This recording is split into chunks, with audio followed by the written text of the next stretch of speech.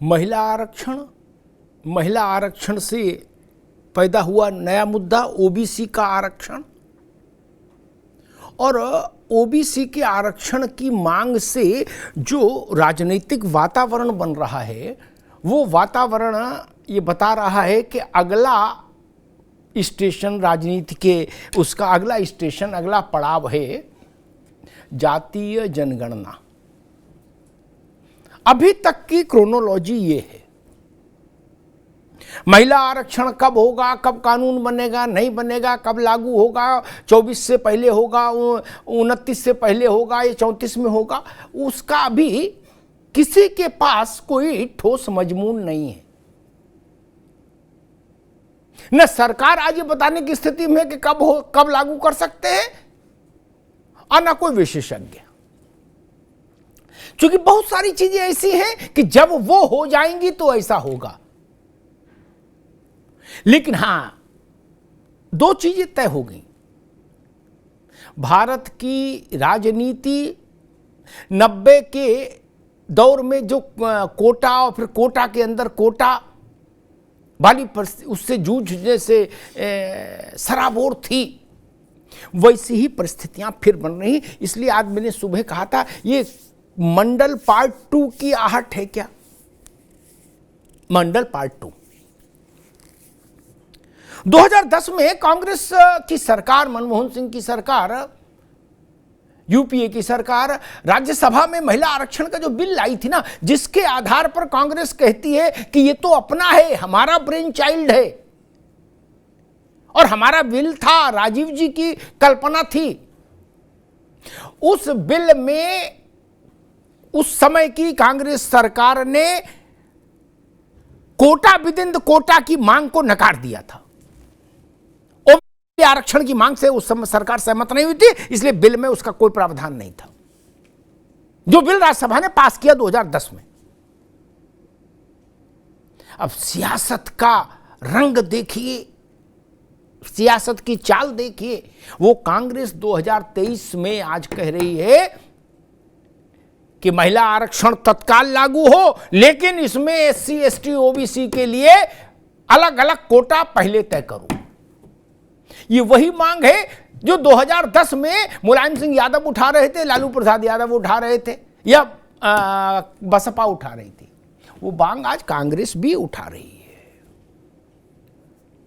जनता दल भी कह रहा, सपा भी कह रही, बसपा भी कह रही, और सपा तो इससे एक कदम आगे जाके कह रही है कि एससी, एसटी, ओबीसी के साथ साथ अल्पसंख्यकों को भी आरक्षण का कोटा इसमें करो। यह अलग बात है कि भारत का संविधान इस बात की अनुमति नहीं देता कि धर्म के आधार पर आरक्षण हो, लेकिन सपा ने भी एक सिक्का उछाल दिया। देखो कहां तक जाए। असदुद्दीन ओवैसी और उनकी पार्टी कह रही है कि हिंदू संसद बनाने की साजिश हो रही है। हिंदू संसद, बताइए, ये नया फ्रेज आया, ये नया बवाल आजम है मामला, हिंदू संसद बनाने की। क्यों? बोले इसमें मुसलमानों के लिए कोटा नहीं रखा। अरे दादा, पहले मुसलमानों के लिए कभी कोटा रहा क्या यहां? जब से देश आजाद हुआ, नहीं ना, धर्म के आधार पर हो ही नहीं सकता। तो चौतरफा मांग, चौतरफा गुंजायमान है एक ही चीज, ओबीसी को आरक्षण दो। यानी राजनीति चूंकि वोट से संचालित है, जय और पराजय वोट से होनी है, तो वोट की राजनीति में ओबीसी से को आरक्षण दो, इससे बड़ी और प्रभावशाली और मांग क्या हो सकती है? तो आज देश की राजनीति के केंद्र में यह मुद्दा आ गया। अल्पसंख्यकों को आरक्षण दो, ये मांग करने वाले भी जानते कि ऐसा होना नहीं है, लेकिन ठीक है, ताकि सनत रहे, अपीजमेंट के लिए एक मांग कर दो। लेकिन ओबीसी की रार बड़ी है। भारतीय जनता पार्टी का अंतःपुर भी इस मांग से अस्त व्यस्त हो रहा है, हिचकोले खा रहा है, टर्बुलेंस हो रही है। उमा भारती भाजपा के बड़े ओबीसी चेहरों में से एक। उमा भारती ने प्रधानमंत्री को चिट्ठी लिख दी कि इस बिल में ओबीसी के लिए अलग से रिजर्वेशन कोटा होना चाहिए, और ऐसा नहीं हुआ तो हम आंदोलन करेंगे। लो कर लो बात। अब उमा जी भी मैदान में उतर आई और वो वही कह रही हैं जो लालू प्रसाद यादव कह रहे हैं, जो अखिलेश यादव कह रहे हैं, जो ओवैसी कह रहे हैं, और जो खड़गे साहब कह रहे हैं, और जो सोनिया गांधी कह रही हैं। तब क्या करिएगा? चीजें और सघन हो गई।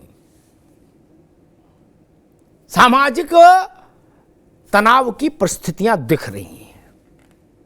राजनीतिक तनाव सामाजिक तनाव को जन्म देगा, ऐसा मुझे लग रहा है। एक बात तो साफ हो गई, 24 के चुनाव में अगर भारतीय जनता पार्टी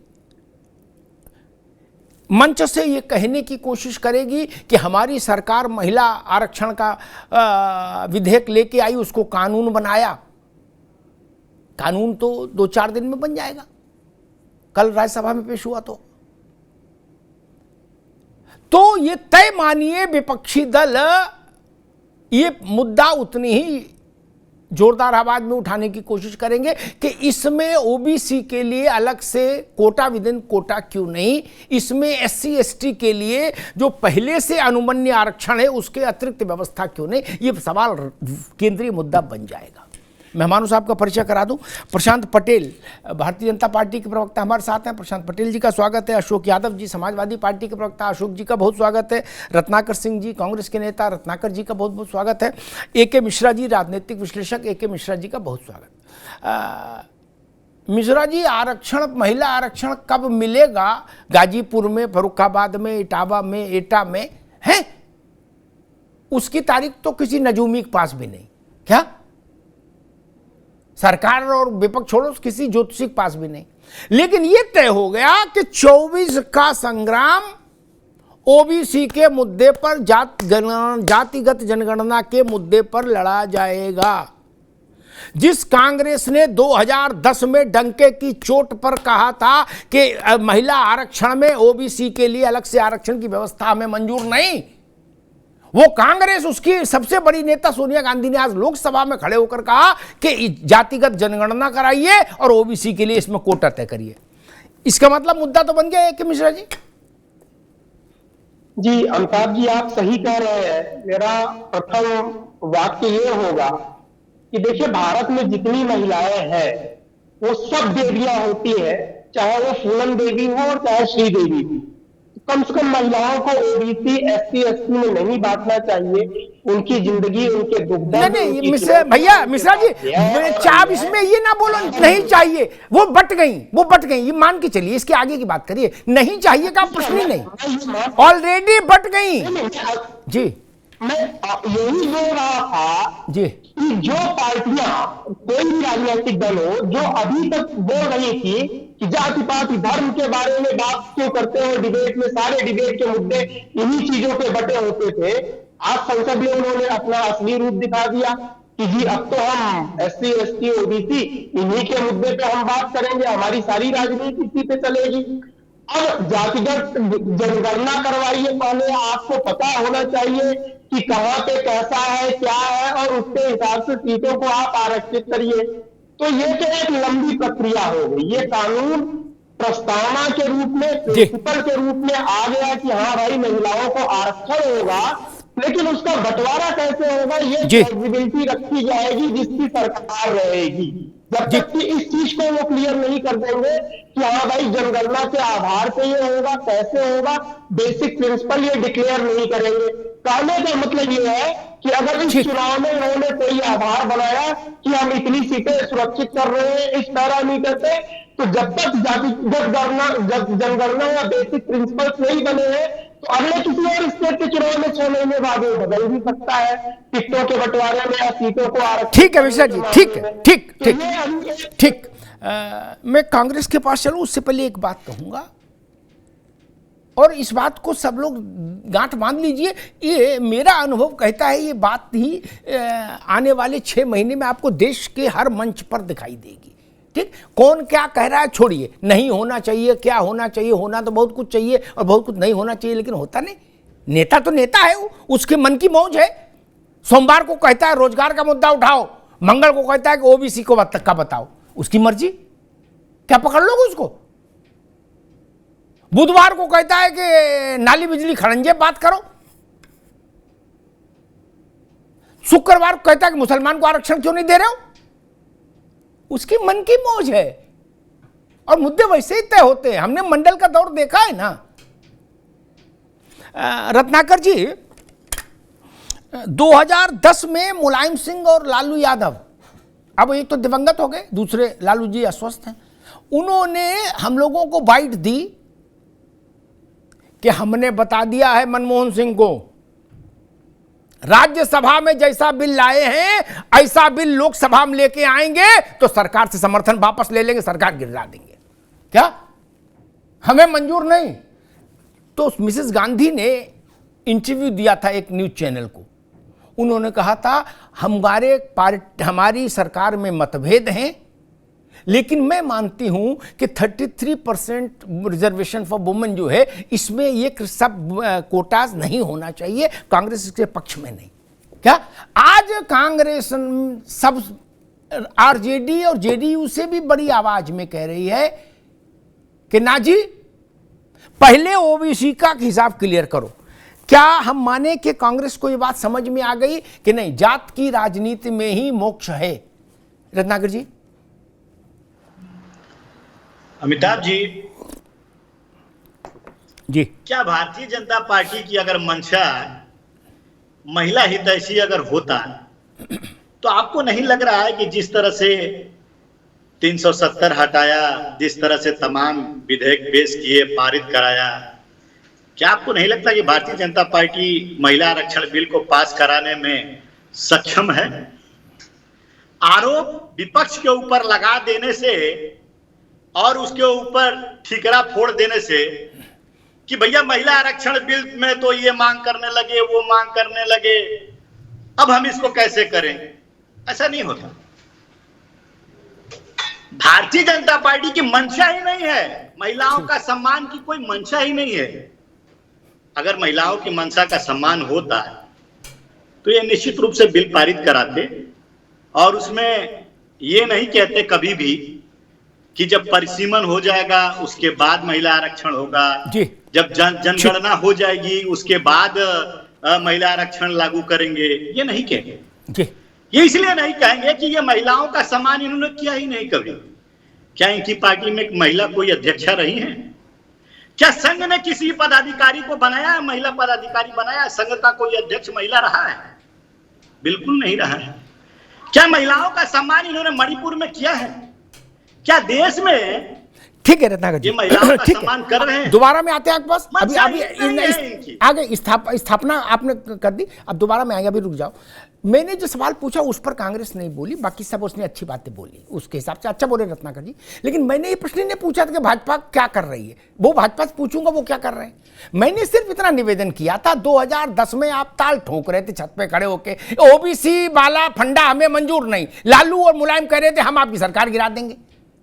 आज अचानक से आपको कहां से ज्ञान मिला कि ओबीसी में ही मोक्ष है? इतना सवाल तो उस पे नहीं बोले, मणिपुर, जालंधर, कश्मीर, कन्याकुमारी सब बोल दिए। अरे रुक जाओ भाई, सवाल का जवाब होना चाहिए। अशोक यादव जी, आपकी पार्टी का बाकी तो ठीक ही है, जो मुलायम सिंह की का स्टैंड था वही आज है आपकी पार्टी के स्टैंड। उसमें एक नई चीज जोड़ दी कि अल्पसंख्यक का भी आरक्षण दो इसमें, ठीक। मेरे ख्याल से सब पढ़े लिखे लोग जानते हैं, वो किसी धर्म के हों, किसी जात के हों, किसी पार्टी के हों, ठीक, भाजपाई हों चाहे सपाई हों चाहे कांग्रेसी हों, कि भारत में धर्म के आधार पर रिजर्वेशन संभव नहीं, संभव नहीं, संभव नहीं। चाहे मस्जिद से ऊपर खड़े होकर चिल्लाओ और चाहे गिरजाघर के ऊपर खड़े होकर चिल्लाओ, क्लियर है। चाहे सपा कहे, चाहे बसपा कहे, चाहे कांग्रेस कहे, चाहे सब मिलके कहो। फिर ये मांग क्यों? धर्म के आधार पर भारत में रिजर्वेशन संभव नहीं, संविधान भी कहता है और सुप्रीम कोर्ट भी कई फैसलों में कह चुका। आंध्रा ने एक बार ये कोशिश की थी, अभी मेरे ख्याल से प्रशांत को याद होना चाहिए, सुप्रीम कोर्ट में जब मसला आया था तो सुप्रीम कोर्ट ने बहुत हार्शली उसको निरस्त किया था। फिर ये नया शोषा क्यों भाई यादव जी? अमिताभ जी देखिए, ये सरकार है मोदी सरकार की, जो हर चीज को संविधान की दुहाई देती है, सुप्रीम कोर्ट की दुहाई देती है, लेकिन इसके बाद भी उसके उलट काम करती है। आप देखेंगे कि 49.9% से ऊपर का आरक्षण असंवैधानिक था, सभी लोग जान रहे हैं। सुप्रीम कोर्ट ने भी उस पर कैप लगाया था कि 49.5% ऊपर आरक्षण नहीं हो सकता, लेकिन यही मोदी सरकार संवैधानिक संशोधन करके 10% EWS आरक्षण पास कराया कि नहीं कराया? तो ये क्या वो संवैधानिक था? लेकिन उसका रास्ता बनाया सरकार ने, क्योंकि उसकी इच्छा थी। एक मिनट अशोक यादव, एक करेक्ट कर दूं, एक मिनट एक तथ्य रख दूं, आगे काम आएगा। ये अब सार्वजनिक मंच पे आप लोग बोलते हो, इसलिए रेडी रहना चाहिए, गूगल ना देखना पड़े। वो फैसला सुप्रीम कोर्ट गया, संसद का फैसला, सरकार का नहीं, संसद का अप्रूवल संसद का मिलता है, संसद का फैसला सुप्रीम कोर्ट गया, सुप्रीम कोर्ट ने उस पर मोहर लगाई तो बात बनी। विधानसभाओं में मुस्लिम, बात सुन लो पूरी, वंस फॉर ऑल क्लियर हो जाएगा। आंध्र प्रदेश की विधानसभा ने मुसलमानों के लिए 4% आरक्षण अलाउ किया, ठीक। मामला हाई कोर्ट से सुप्रीम कोर्ट आया, सुप्रीम कोर्ट ने क्वेश्चन कर दिया, बोले किसने कह दिया भाई, कैसे हो सकता है?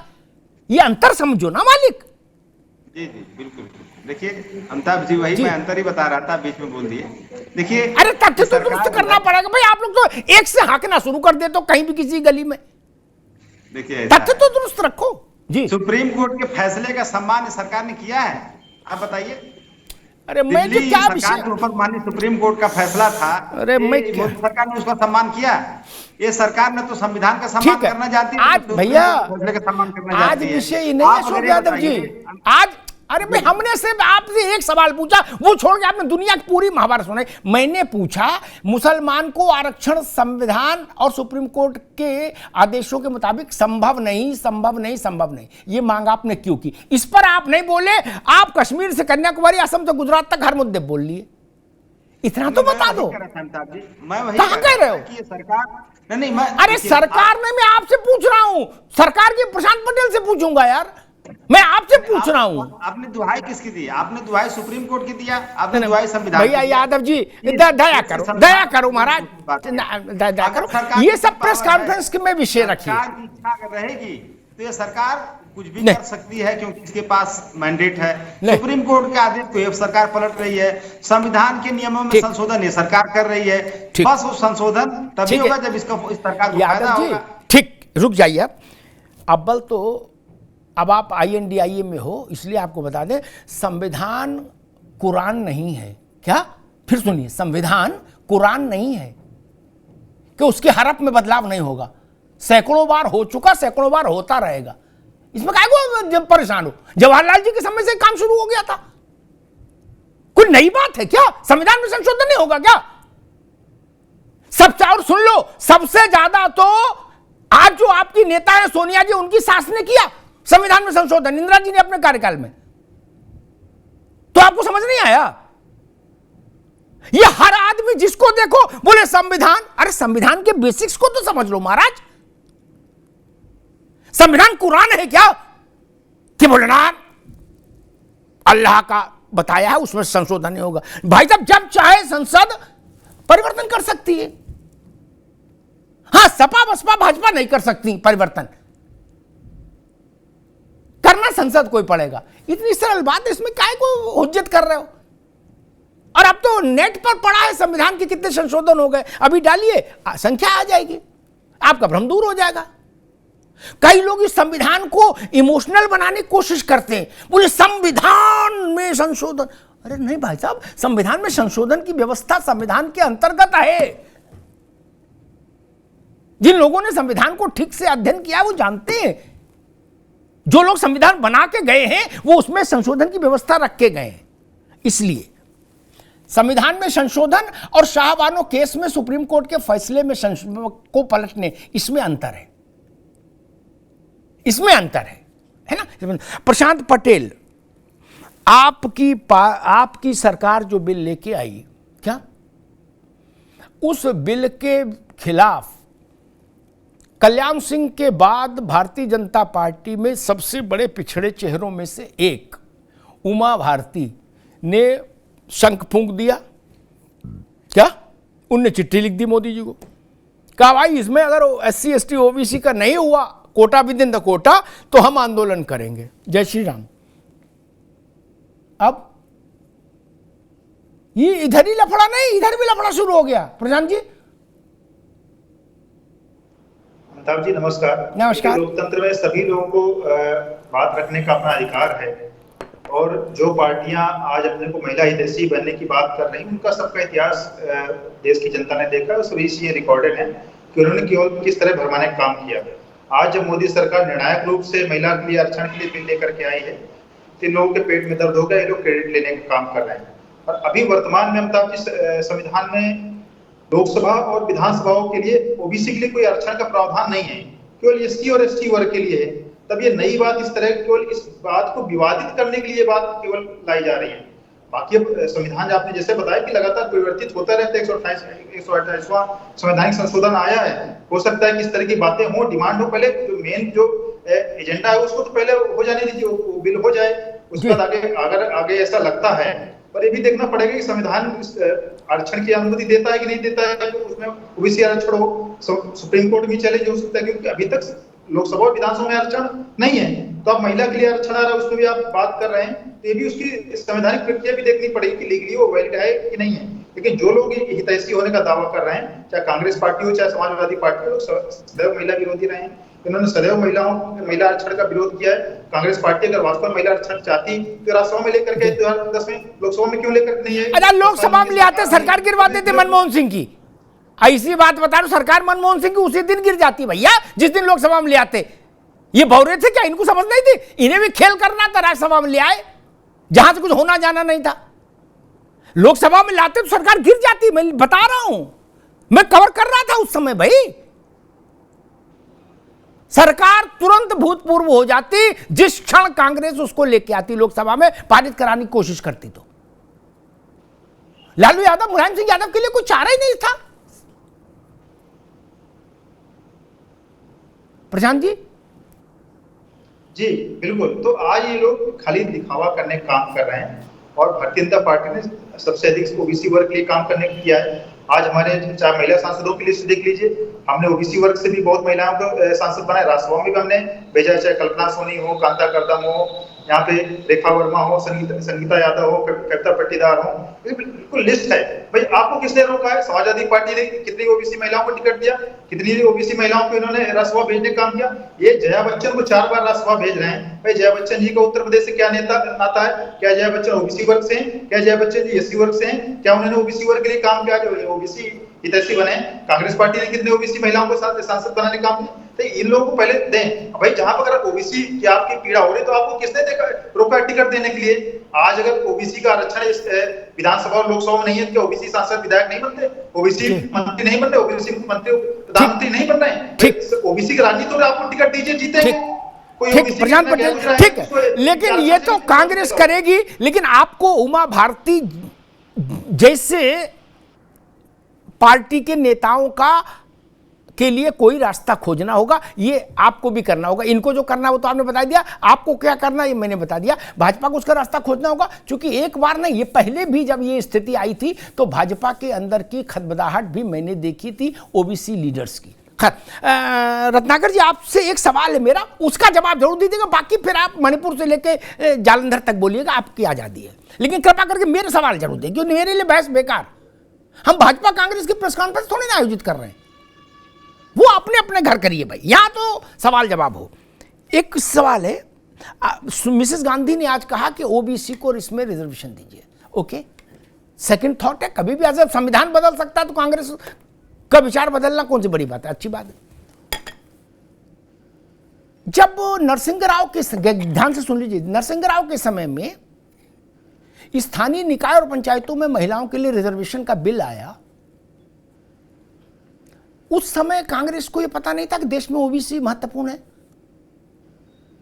क्लॉज डाल देते नहीं कि नगर पालिकाओं में ओबीसी के लिए होगा। एक दूसरा, विधान परिषद और परिषदों और राज्यसभा, इनमें आरक्षण की व्यवस्था का जवाहरलाल जी से लेके मनमोहन सिंह तक कभी भी ले आते नहीं। कोई रोक थी, कोई हाथ पकड़ा था मामला की कहीं ने? रत्नाकर जी, अमिताभ जी देखिए, जहां तक आज सोनिया जी का प्रश्न है, सोनिया गांधी ने जो सदन में अपने वक्तव्य को दिया है, निश्चित रूप से मैं ये कहना चाहूंगा कि उन्होंने इस प्रस्ताव का जो है समर्थन किया है और उन्होंने अपनी राय रखी कि अगर यह आरक्षण बिल महिलाओं के लिए आता है 33% का, तो निश्चित रूप में उसमें भागीदारी सबकी सुनिश्चित की जाए, चाहे वह पिछड़ा वर्ग हो, अति पिछड़ा वर्ग हो, हर वर्ग की भागीदारी सुनिश्चित की जाए। तो ये आज समय की मांग है, और समय की मांग है तो उसको सत्ता शासन को सुनना आवश्यक है। लेकिन भारतीय जनता पार्टी, नहीं, मेरा सवाल आप फिर भटक गए, अब आप जालंधर तक चले जाओगे। मेरा निवेदन तो, एक बार रुक जाओ बाबू, मैंने निवेदन किया, मुझे 2 विषयों का एक एक लाइन का उत्तर दे दो, फिर आप क्या यहाँ घूमो, आपकी आजादी है। मैंने 2 प्रश्न पूछे। जब आप स्थानीय निकाय में महिलाओं के लिए रिजर्वेशन लाए थे नरसिंह राव, तो उस वक्त आपने उसमें ये क्लॉज क्यों नहीं डाला जिसकी मांग आज आप कर रहे हो? आपने विधान परिषद और राज्यसभा में इसके लिए ये रिजर्वेशन हो, इसकी व्यवस्था क्यों नहीं की, पंडित जी से लेकर मनमोहन सिंह तक? ये मैं पूछ रहा हूं। अभी आपने अमिताभ जी एक बहुत बड़ी चीज कही जी, इस संविधान कोई कुरान तो है नहीं जी, कि एक बार लिख गया है तो उसमें अक्षरशः सबको पालन करना पड़ेगा। नहीं, जब तक बदला नहीं जाएगा तब तक पालन करना होगा, जब तक बदला नहीं जाएगा तब तक पालन करना अक्षरशः। जी, तो समय और परिस्थितियों के साथ कई बार संविधान में क्लॉज बहुत सारे बदले गए हैं, बहुत सारी चीजें बदलाव करने की मांग उठती रही है। आज हम भी उस चीज को सहमत हैं। ठीक है रत्नाकर, समाज में सबकी सहभागिता होनी चाहिए। मैं वही कह रहा हूं, ये बेसिक, ठीक है, ठीक है, ये बेसिक एक भारतीय जनता पार्टी, ठीक है भैया, एक बार रुको, एक मिश्रा, बेसिक चीज थी कि समाज में सबकी भागीदारी होनी चाहिए। ये 2023 तक इंतजार कर रहे थे हम समझने के लिए। ये 93 में क्यों नहीं समझ में आया जब हम स्थानीय निकाय में महिला रिजर्वेशन ला रहे थे? वो भी वुमन रिजर्वेशन था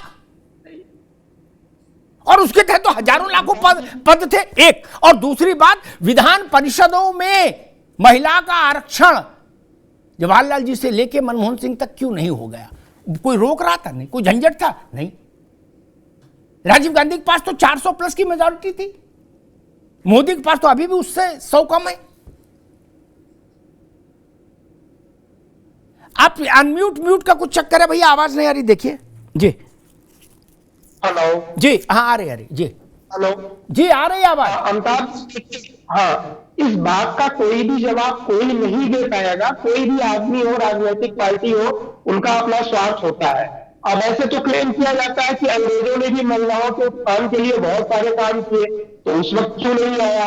और आजादी के बाद से ही ये बात चल रही है और सारे नेताओं के दिमाग में भी, पार्टियों के दिमाग में भी ये बात रही होगी कि महिलाओं के उत्थान के लिए उनके रिप्रेजेंटेशन तो हर जगह किया जाना जरूरी है, चाहे नौकरी हो, चाहे प्राइवेट सेक्टर हो, चाहे संसद हो, चाहे जो भी हो।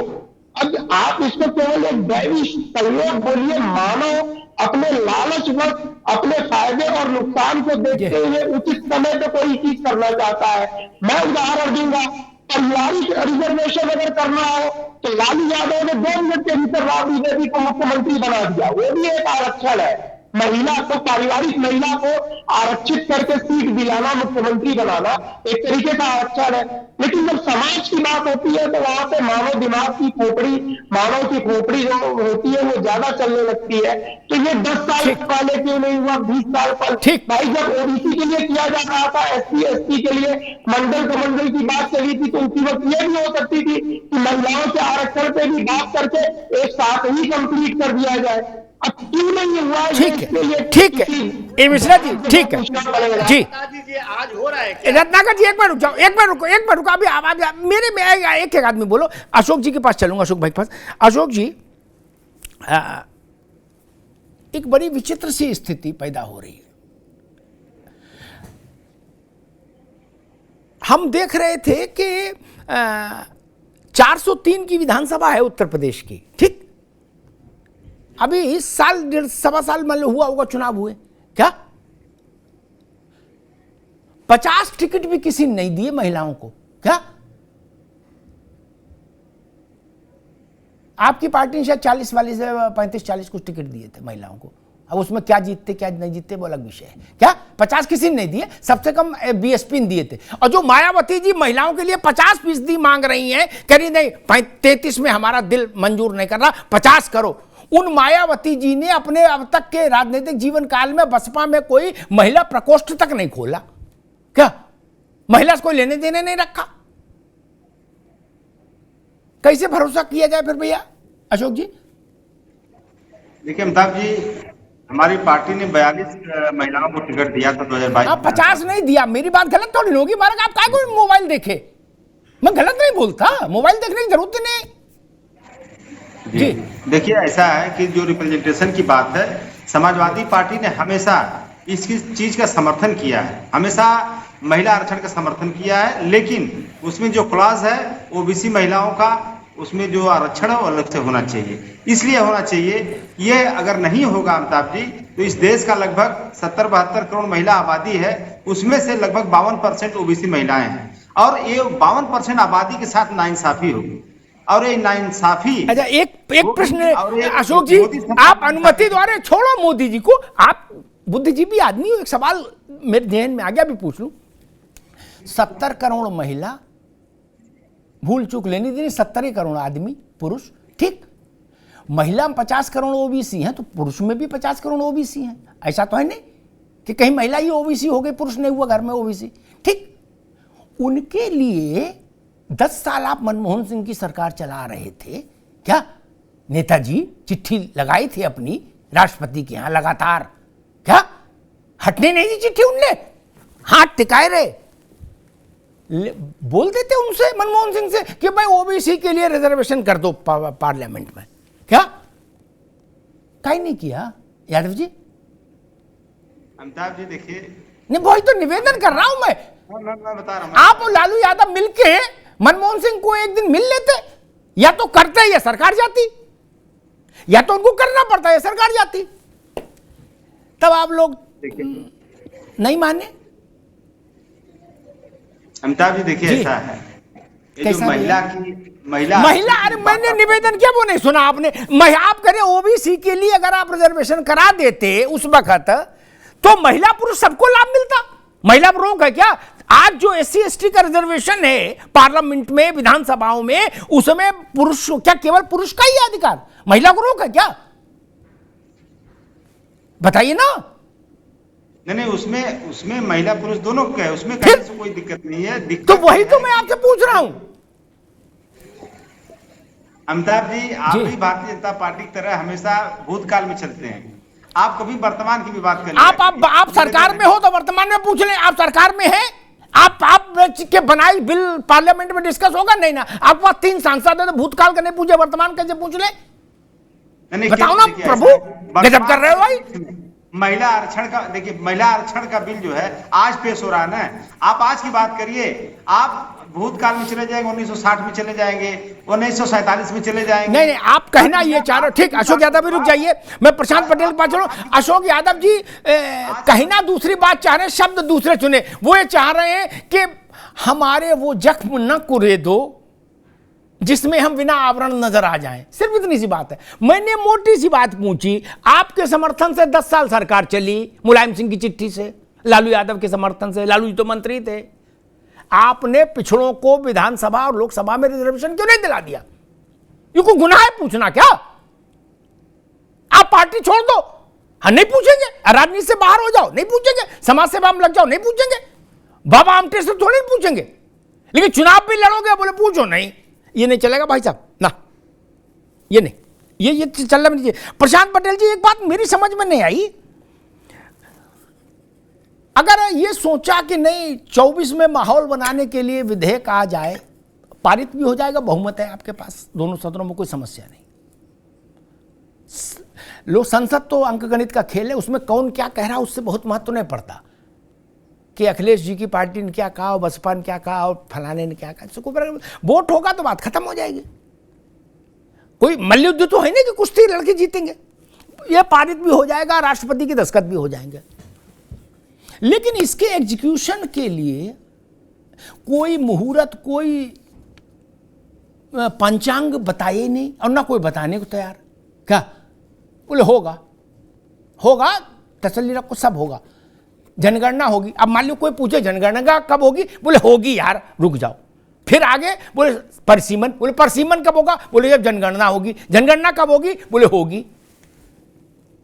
तो आपको नहीं लगता मैं अपने 35 साल के जीवन में पहली बार ऐसा व्यवस्था देख रहा हूं जिसमें इतना बड़ा इशू आ रहा है विदाउट पंचांग, पॉलिटिकल पंचांग, है ना, पंचांग शब्द पे मत जाइएगा, विदाउट टाइम टेबल। वरना जो प्रस्ताव पेश होते हैं कानून बनने के लिए विधेयक की शक्ल में, जिनको हम ड्राफ्ट कहते हैं, उनमें यह लिखा होता है कि ये क्रियान्वित कब से होगा। प्रशांत जी, ये पहला मैं देख रहा हूं, हो सकता है गूगल में कोई दूसरा मिल जाए, मैं इतना विद्वान नहीं, लेकिन मैंने 35 साल पार्लियामेंट कवर की, मेरी स्मृति में पहला कानून आ रहा है। प्रशांत जी। साहब जी, अभी बिल जो है आज की डेट में इनिशियल स्टेज में, एक बार जब पास हो जाएगा तो सभी चीजें क्लियर हो जाएंगी। और क्योंकि ये बड़ा संवैधानिक संशोधन है और 2026 में हमारा जो परिसीमन लंबित है, 26 से पहले परिसीमन हो नहीं सकता, और इसलिए प्रावधान रखा है कि परिसीमन के बाद हमारी लोकसभा की विधानसभाओं की सीटें बढ़नी है, लोकसभा की लगभग 888-900 सीटें हो जाएंगी, उसी अनुपात में जनसंख्या के आधार पर विधानसभाओं की भी सीटें बढ़ेंगी। तो उसके बाद इसका प्रावधान रखा गया। दूसरी बात, जनगणना का विषय, चूंकि 2021 में जनगणना जो होनी थी, कोविड के कारण से जनगणना हो नहीं पाई। जनगणना अगला जैसी स्थितियां ठीक होगी, जनगणना होगी। इसे दोनों चीजें रखे। जब महिला आरक्षण रखा जाएगा तो वहां पर देखा जाए किन जिलों में महिलाओं की संख्या अधिक है, या तो ये पैमाना होता है, या दूसरा पैमाना है तो लॉटरी के माध्यम से होता है। इस तरीके से SC/ST में भी आरक्षण देखा जाता है, किस सीटों पर SC/ST वर्ग की आबादी अधिक, किस आधार पर उनका आरक्षण दिया जाता है। इसलिए थोड़ा सा इसमें समय लगेगा, लेकिन मुझे लगता है कि 27-28 तक चीजें हो जाएंगी, क्लियर हो जाएंगी। और चूंकि हम ये बिल लेकर के आए, बिल इसको पास करा रहे, हम महिला अधिकारों के लिए बिल उसको लागू करेंगे, वो तो ठीक है, और सब तय समय सीमा के भैया। प्रशांत बाबू, मुझसे ननकू की मेहरारू और रज्जाक की बेगम पूछ रही थी कि भैया आप तो सब नेताओं से मिलते जुलते, ये बताओ ये लागू कब से होगा। मैंने कहा हम ही को नहीं पता लगा, तुमको क्या बताएं।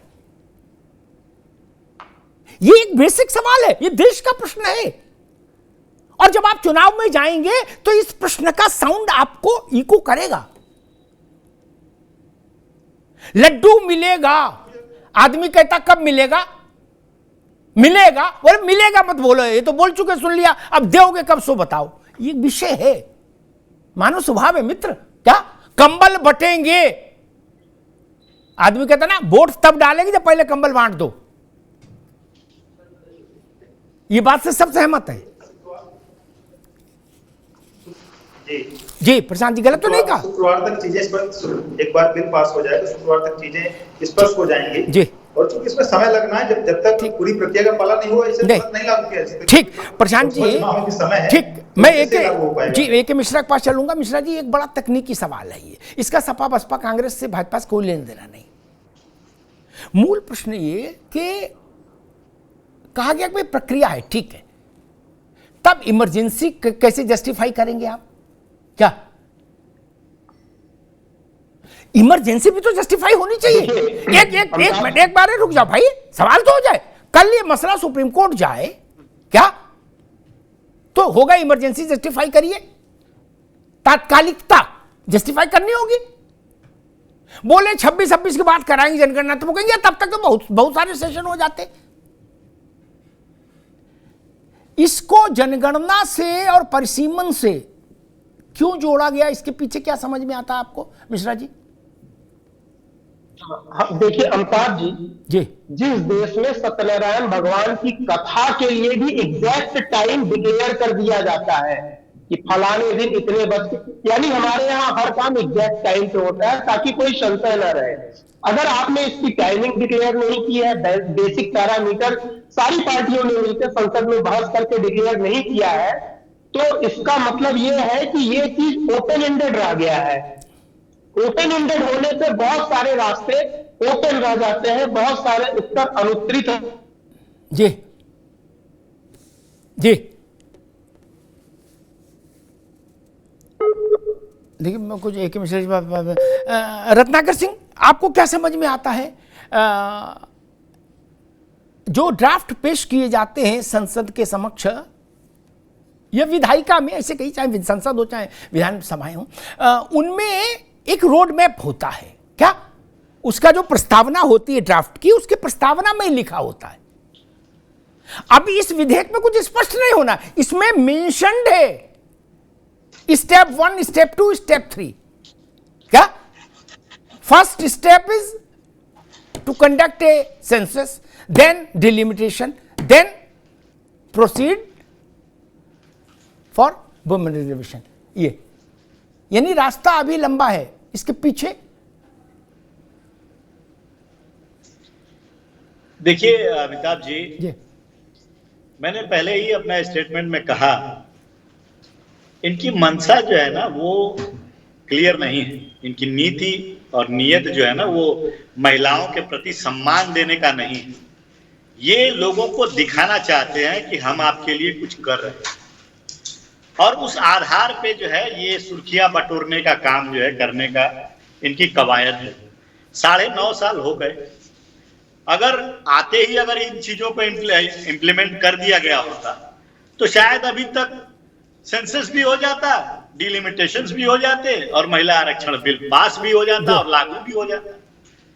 कहीं ना कहीं ये चुनाव के 6 महीना पहले विशेष सत्र बुलाना, इस तरह की चीजों को सामने रखना, ठीक है रत्नाकर भाई, रुकना होगा जी। मैं अशोक यादव के साथ चलूंगा। देखो ठीक है रत्नाकर जी, आगे बात, सब एक ही कुएं का पानी पी रहे हो, ठीक, इसलिए कोई ज्यादा होशियार ना समझो। हमारे मित्र रत्नाकर भाई ने कहा कि चुनाव को दृष्टि में रखकर, बात अच्छी है। एक छोटी सी बात बता दे रहा हूं, अभी महिला आरक्षण पे बहुत बहसें होंगी, रत्नाकर भाई को सब जगह बहुत जगह जाना होगा। मनमोहन सिंह की सरकार चुनाव में जा रही थी, अंगुरी भर चुनाव दूर था, अचानक से कैबिनेट बुलाई, जाटों का आरक्षण घोषित कर दिया। क्या बोले अब मजा आ जाएगा, पश्चिमी उत्तर प्रदेश, हरियाणा, राजस्थान डन हो गया। क्या भैया लोग सुप्रीम कोर्ट चले गए, सुप्रीम कोर्ट ने खाट खड़ी कर दी। बोले कोई आंकड़ा है, बोले नहीं। कोई सर्वे कराया, नहीं। कोई अध्ययन कराया, नहीं। अपने अपने मन से मान लिया कि 100 में 4 जाट हैं। बोले जी, बोले भगवान को क्या कैंसिल कर दिया रिजर्वेशन। वो भी सत्यनारायण कथा नहीं थी। रत्नाकर बाबू, ये सियासत चीज ही ऐसी है भैया, कुआं तो वही है, पानी सब वही पी रहे हो। मुश्किल तो यही है, आप परमार्थ निकेतन में थोड़े रह रहे हो। अशोक यादव जी, जब मान लीजिए आप फर्रुखाबाद में चुनाव में जाओगे, इटावा में जाओगे, कन्नौज में जाओगे, है ना, यूपी कोई जगह मान लो, और वहां कोई आदमी आएगा आपके पास और आपसे पूछेगा कि भाई आपने मुसलमानों को महिला आरक्षण में आरक्षण देने की अलग से पैरवी क्यों की, तो आप क्या जवाब दोगे? ऐसा अमिताभ जी, चाहे मुसलमान हो चाहे कोई भी अल्पसंख्यक, नहीं आप, मैंने मुसलमान का पूछा, उसका जवाब दे दो, बाकी तो फिर कह ही रहे हैं हम। देखिए आप देखिए, ऐसा है, आप टारगेट कर रहे हैं ये कास्ट पे। मैं कह रहा हूं कि आपने बोला है, मैं टारगेट ने गलत क्या, मेरे ऊपर आरोप ना लगाइए। आपके अध्यक्ष ने बोला, मैं वो निवेदन कर रहा हूं। डिंपल जी ने आज हाउस में बोला, वो कह रहा हूं, मैं अपने मन से थोड़ी नहीं कह रहा हूं भैया। देखिए, कोई भी चाहे मुसलमान हो या जो भी अल्पसंख्यक समाज हो, वो भी इस देश के हिस्सा है और उस देश के नागरिक हैं, और उनका भी अधिकार है, जितना हमारा अधिकार है उतना सबका अधिकार है, जो भी इस देश का नागरिक है। तो किसी भी समाज के साथ दोयम दर्जे का व्यवहार कर सकता है। नहीं, आप लोग तो संविधान को मानने वाले हो। अशोक जी एक मिनट मेरा ज्ञानवर्धन करो। भाजपाई आपके मुताबिक संविधान नहीं मानते है ना, चलो छोड़ो एक मिनट के लिए। आप तो संविधान के अलावा कभी कुछ पढ़ते नहीं है, कोई अखबार कोई मैगजीन भी नहीं पढ़ते, केवल संविधान पढ़ते हैं 24 घंटे। क्या तो संविधान तो धर्म आधारित आरक्षण को वर्जित करता है, क्या निषेध, अवैधानिक नहीं, गैर संवैधानिक नहीं, वर्जित। क्या फिर आपने क्यों बोला? ऐसा है अमिताभ जी, इसी देश ने देखा है, अभी जो मोदी सरकार इसके पहले एक शगुफा लेके आई थी, 1 नेशन 1 इलेक्शन। अब उस बात का यहां कोई लेन देना है? मैंने क्या निवेदन किया था? संविधान की मूल भावना के खिलाफ है कि नहीं है?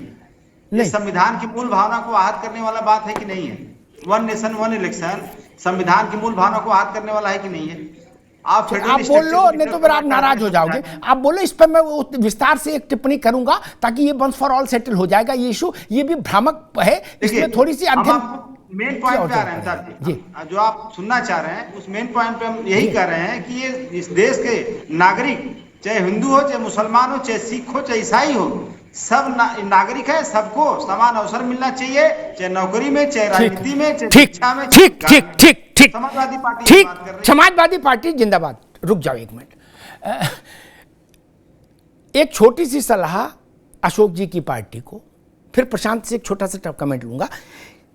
आप बार बार ऐसी मांगे करेंगे, चूंकि आपने कह दिया देश सबका है। मैं आप पर आरोप नहीं लगा, मैं तो आपको बड़प्पन बता रहा हूं। तो 3 ही सदस्य सही, 4 ही सही, एक सदस्य भी प्रस्ताव ला सकता है प्राइवेट मेंबर बिल। कल एक प्राइवेट मेंबर बिल मूव करिए कि संविधान संशोधन किया जाए, धर्म पर आधारित आरक्षण को संवैधानिक घोषित किया जाए, करिए। उसके बाद सबकी मांग करिए, एटा में करिए मांग, इटावा में करिए, करहल में करिए, गुरसाईगंज में करिए, खेमसेपुर में करिए, कोई रोक रहा है? लेकिन जब तक ऐसा नहीं होता तब तक नहीं हो सकता। आपके कहने से नहीं होगा कि सबका है, मुसलमान भी और दिस नहीं। भाई साहब, संविधान ने आउटराइटली रिजेक्ट किया, और जो लोग संविधान बना रहे थे उसमें मुसलमान भी थे, उसमें सिख भी थे, उसमें जैन भी थे। ऐसा नहीं हो सकता। खैर, प्रशांत पटेल जी,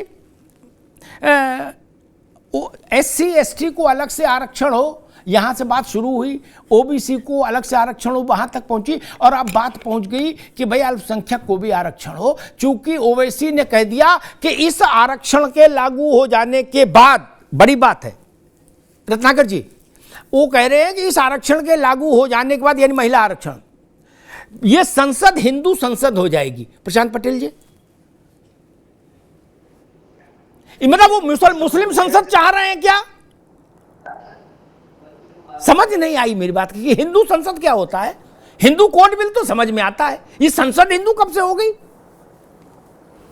प्रशांत जी, ये क्या अमिताभ जी क्या है कि जबरदस्ती ये सब चीजें बोल करके कंफ्यूज करने का प्रयास करते हैं। हमारे महान संविधान निर्माताओं ने, जो लगभग 300 लोग थे, उन्होंने पहले ये चीजें सेटल कर दी हैं कि धर्म के आधार पर कोई आरक्षण नहीं होगा। पहले शेड्यूल कास्ट शेड्यूल ट्राइब के था, और जो इसलिए सोशली और इकोनॉमिकली बैकवर्ड क्लास के लिए बाद में संशोधन का प्रस्ताव किया गया। धर्म के आधार पर कोई प्रस्ताव नहीं। आज भी जो ओबीसी आरक्षण है उसमें 80% मुसलमान ओबीसी आरक्षण का लाभ ले रहे हैं, क्योंकि जातीय मुसलमानों भी उसमें भी बैकवर्ड क्लास है, वो भी जो पिछले वो ले रहे हैं। तो धार्मिक आधार पर किसी भी तरह का कोई आरक्षण का प्रावधान ना तो संविधान में है, ना ही किसी कानून में है। जिन राज्यों ने भी पहले लाने का प्रस्ताव किया, चाहे हाई कोर्ट हो, सुप्रीम कोर्ट ने उसको खारिज करने का काम किया। और समाजवादी पार्टी अगर मुस्लिमों की हितैषी बनती है, इन्होंने बताइए, अमिताभ जी एक महिला सांसद, महिला को राज्यसभा भेजा था, आजम खान साहब की पत्नी को भेजा। भाई वो तो गरीब पिछड़ी नहीं थी, पावर थी, प्रोफेसर थी।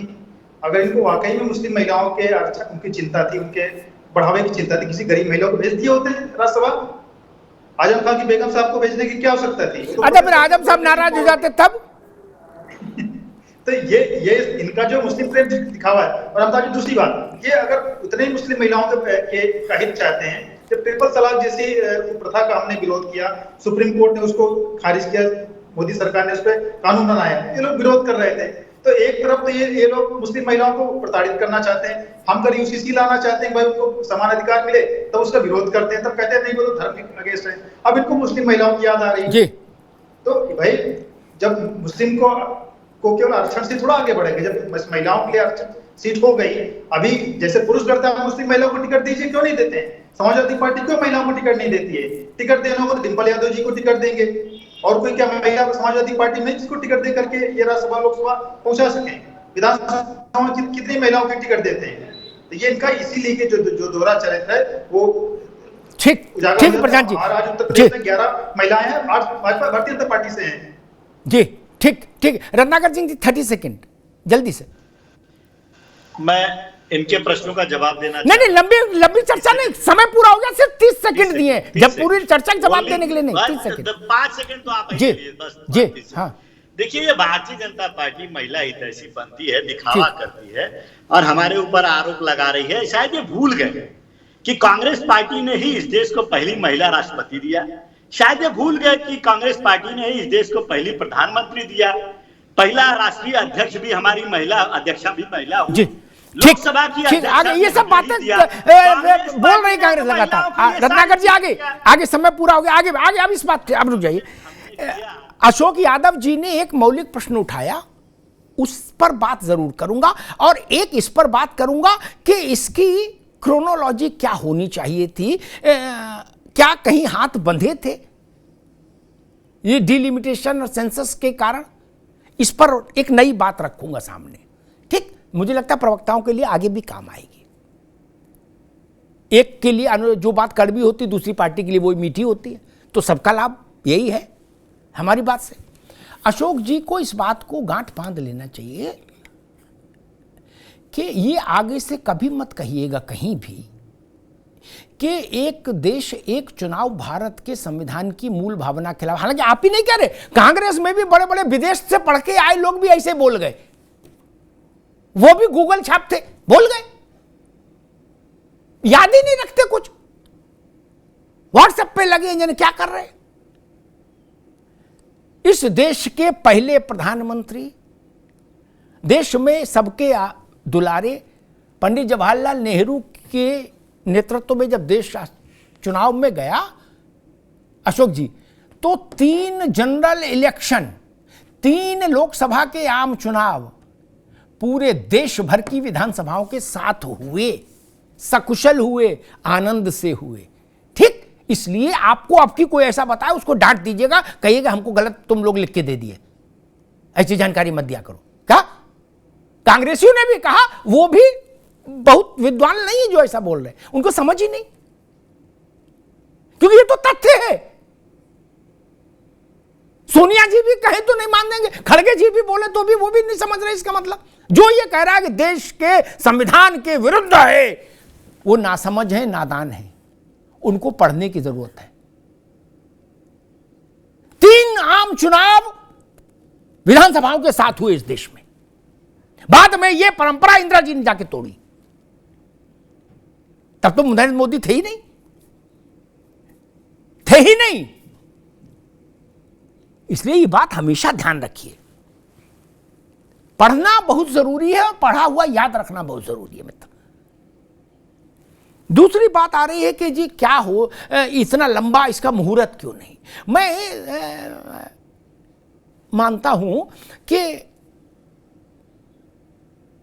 जनगणना के और परिसीमन का जो रिश्ता है ना, अभी भारत की संसद की जो संख्या है वो बहुत पिछली जनगणना के आधार पर है, बहुत पिछली। क्या अगली नहीं हुई? छोड़ो प्रशांत जी, आपकी पार्टी में ढेर विद्वान है, लेकिन फिर भी थोड़ी बहुत समझ हम लोग भी कभी कभी आ जाती है, भगवान दियास तो बता देते हैं। 11 की जनगणना तो है ना आपके पास, क्या उसके आधार पर संसद का डिलिमिटेशन हो जाएगा? ना कोई कानून रोक रहा, ना कोई पुलिस रोक रही, ना कोई थाना और FIR लिखी जाएगी। नीट, एक मिनट रुक जाइए, नीट एंड क्लीन काम था, एक विषय, एक रुक जाइए। अभी जो भारत की संसद में 545-47 सीटें हैं, ये तो उस समय का डिलिमिटेशन है जब आप पैदा नहीं हुए होंगे, तब। दूसरा, क्या हो सकता है महिला के लिए? कांग्रेस जाने अपना, भाजपा जाने अपना, मैं देश की महिला के लिए कहता हूं, बिना डिलिमिटेशन किए, रत्नाकर जी बड़ी महत्वपूर्ण बात कह रहा हूं, बिना डिलिमिटेशन किए, बिना सेंसस कराए एक व्यवस्था हो सकती थी अभी तत्काल, जो 24 में लागू हो जाती। जिन लोकसभा चुनाव क्षेत्रों में मतदाताओं की संख्या 18 लाख से ऊपर है, उनको कहा जाता है कि ये ओवरलोडेड कॉन्स्टिट्यूएंसीज है, ठीक? और उसमें भी शायद 80 के आसपास ऐसी हैं जो 20 लाख के पार हैं, ठीक? ऐसी 180 के आसपास सीटें हैं। संयोग देखिए, मौजूदा लोकसभा का 1/3 है वो, क्या वहां 24 में एक के साथ 2 चुनवा लो, एक महिला और एक जनरल MP, एक महिला MP। 5 साल लोकसभा चलेगी, उसके भीतर सेंसस करा लो, डबल सेंसस करा लो, डिलिमिटेशन करा लो, बैठक करा लो, सब कर लो, ये हरी की गंगा नहा लो। अब सवाल होगा कि ऐसा कैसे हो सकता है, कोर्ट और कचहरी क्या बता दिए। फिर जानकारी दूं मित्र, इस देश में मुझे तो हैरान है कि कांग्रेस के लोगों को ये बात देश के सामने रखनी चाहिए थी, लेकिन वो भी अपनी धुन में कुछ क्या पढ़ रहे क्या नहीं पढ़ रहे समझ ही नहीं आता। इस देश में शायद 2 चुनाव ऐसे रहे जहां, या 3, जहां 80 सीट से लेकर 90 सीट तक पर 2 सांसद चुने गए। इस देश में हो चुका है ये। ए.के. मिश्रा जी, बड़ी अद्भुत बात है ये, इस देश में हो चुका। इस बार क्यों नहीं हो सकता? क्यों नहीं हो सकता? जो चीज देश में हो चुकी 3 आम चुनावों में, इसका मतलब वो संविधान सम्मत है, इसका मतलब वो संसद सम्मत है, इसका मतलब वो सर्वोच्च न्यायालय के मोहर के अधीन रहा, उसकी मंजूरी के कारण ही रहा। मैं आज पार्लियामेंट में बहस भी सुन रहा था, किसी व्यक्ति ने इस बात को उल्लेख नहीं किया। लंबतरानी सब कर रहे हैं, लेकिन इस बात का उल्लेख नहीं किया कि 20 लाख 22 लाख की वोटिंग वाली कॉन्स्टिट्यूंसी है। कभी ना सुप्रीम कोर्ट में चैलेंज होता, ना कहीं कोई बाधा आती, और 180-81 महिलाएं चुन के आ जाती। बाद में जनगणना कराइए फुर्सत से, जल्दी नहीं, नहा धो के इत्मीनान से कराइए, फिर सेंसस कराइए, फिर तो 24 के बाद 29 तक का टाइम रहता ना देश के पास। लेकिन हमारी संसद में 180-81 महिलाएं आ जाती। ये कोई गलत प्रस्ताव है क्या? या जब देश में ऐसा हो रहा था 80 सीट पर कुछ से कुछ ज्यादा, फिर अंत में 90 सीट पर, तब वो देश चलाने वाले लोग कम समझदार थे क्या? यह महत्वपूर्ण विषय है, मुझे लगता है इस पर चिंतन होना चाहिए। इतना लंबी प्रतीक्षा नहीं होनी चाहिए मात्र शक्ति के लिए ना। मैं कह रहा हूं सारी प्रक्रिया पालन करिए। पहले उन एक बार 180 चुनवा के ले आइए, 1 सीट पर 2 करके 180 पर, जैसा पहले हो चुका पूर्व में। क्या देखिएगा, कहीं गूगल पे मिल जाएगा, नेट पर है ना। फिर करिए 5 साल। मिश्रा जी, ये तो इससे बेहतर तो कोई फिर रास्ता नहीं ना। लेकिन महिला आरक्षण को लेकर इस देश की महिला पहले से सशंकित है। 4 बार वाजपेयी जी ने कोशिश की, देवी गौड़ा ने की, सबने की, मनमोहन सिंह ने की, परवान नहीं चढ़ा। ऐसे लड्डू कई बार बटे, ऐसे गीत कई बार गए क्या, लेकिन अच्छी खबर नहीं आई। या तो अभी मिले, नहीं फिर भैया कौन जीता है तेरे जुल्फ के सर होने तक, खाक हो जाएंगे हम तुझको खबर होने तक। गीता मुखर्जी चली गई, सुषमा स्वराज जी चली गई, जिन लोगों ने लड़ाई लड़ी वुमेन रिजर्वेशन के लिए। इसको लंबी प्रक्रिया में मत फंसाइए ना।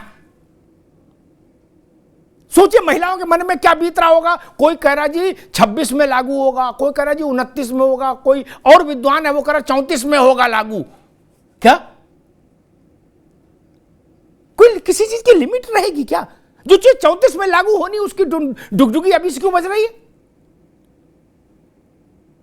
ये बड़ा प्रश्न है, और चुनाव में मुझे लगता है देश जब वोट करेगा तो इस प्रश्न का भी उत्तर देगा कि उसको ऐसे प्रयोग पसंद आए या नहीं। धन्यवाद।